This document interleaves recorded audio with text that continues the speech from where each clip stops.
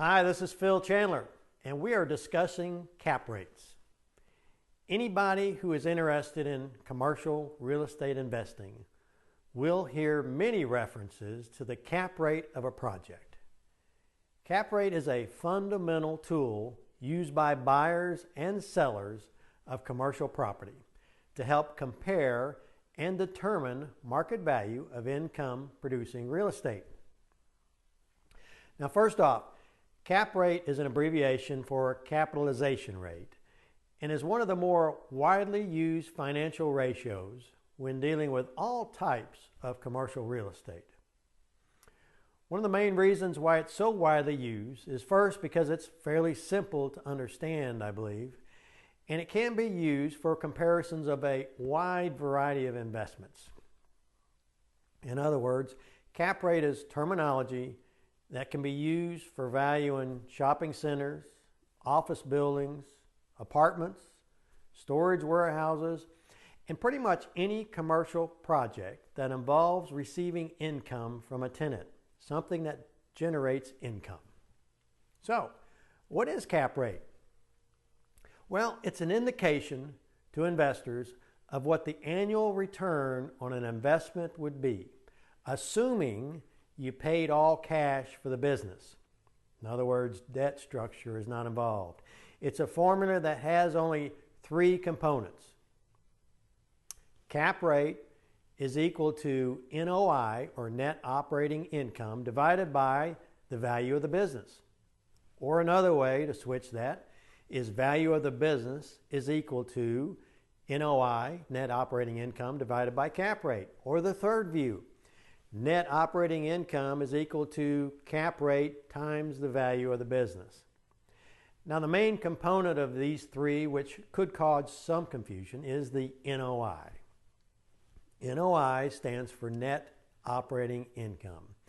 As an example, when talking about apartments, my favorite subject, it is all of the rent actually received minus normal operating expenses that an apartment would incur, such as property taxes, insurance, repairs and maintenance, utilities not paid by the tenants, such as electrical, water, sewer, and gas, property management fees.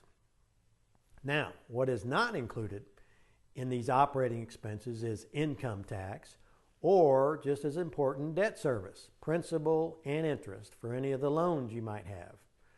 Also, it does not include major repairs or renovations, such as a new roof, which would not be considered an operating expense, but instead is treated as an improvement in the value of the property, and therefore is capitalized and added to the asset value of the property. So, if you know two of these values, NOI, cap rate, value of the business, then you can calculate the third. Cap rates vary by location and the type of real estate class that we're talking about. So if you check with commercial brokers in a particular region or town and ask them for the current cap rates for a type of property, such as apartments, they will know.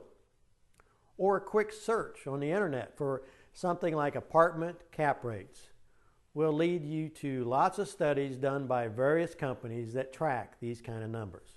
So you can get the cap rates. Cap rates are simply a tool to help you compare one property to another. And because typically properties are purchased with some type of loan, the cap rate's not to be used as an indication of what you will actually earn on the money you invest in the property. So let's look at an example of the calculations for this. Kind of clarify it a little bit for you. Let's say you're a buyer and you're looking for an apartment to purchase. You see the advertised purchase price at $1 million. And it says in the information that the NOI, or net operating income, is $85,000. So the cap rate can be determined by taking NOI, or $85,000, and dividing it by $1 million, which gives you 0.085, or 8.5%. There's your cap rate. Now, what confuses many people is the relationship between cap rate and property value. If you bought this property for $900,000 instead of $1 million, the cap rate would now be calculated as $85,000 divided by $900,000, or 9.4%. So as the value of the property goes down, the cap rate goes up. The cap rate and value are inverse to each other based on the formula. Cap is equal to NOI divided by value. If cap rate goes down, then value goes up. If you are a buyer or investor, cap rates are a great way to compare properties, but it's only the starting place for your analysis. Let's say you saw two apartment properties in the same town with the same NOI, such as our example above, $85,000. Now, one might advertise 8% cap rate, and another might advertise 10% cap rate. So initially, you would think the higher cap rate property would be a better property. Because with a higher cap rate, that means the value or the purchase price would be lower. But the value might be lower because the property is older, or has lots of deferred maintenance, or has a high vacancy rate, or other issues. Cap rates only give you a starting place, but it's a good way to start.